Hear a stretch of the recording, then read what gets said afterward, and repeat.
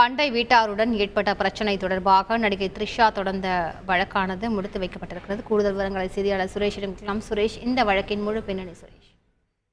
வணக்கம். சென்னை செனட்டார் சாலையில் உள்ள இரண்டாவது தெருவில் தன்னுடைய வீட்டினுடைய கட்டமைப்பை பாதிக்கக்கூடிய வகையில பொது மதில் சுவரை இடித்து கட்டுமானம் மேற்கொள்வதற்கு பக்கத்து வீட்டுக்காரருக்கு தடை விதிக்க வேண்டும் என்ற கோரிக்கையுடன் நடிகை த்ரிஷா உயர்நீதிமன்றத்தில் ஒரு உரிமையியல் வழக்கு தாக்கல் செய்திருந்தார்.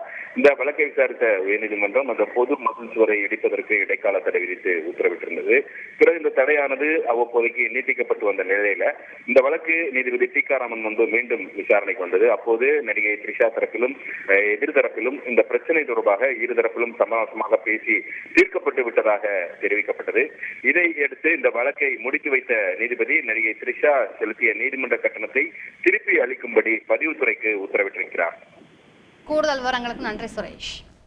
உங்கள் தந்தி தொலைக்காட்சியில் பிரம்மாண்டமான காட்சி அமைப்புகளுடன் சாணக்கிய தந்திரம் தினமும் இரவு 8 மணிக்கு.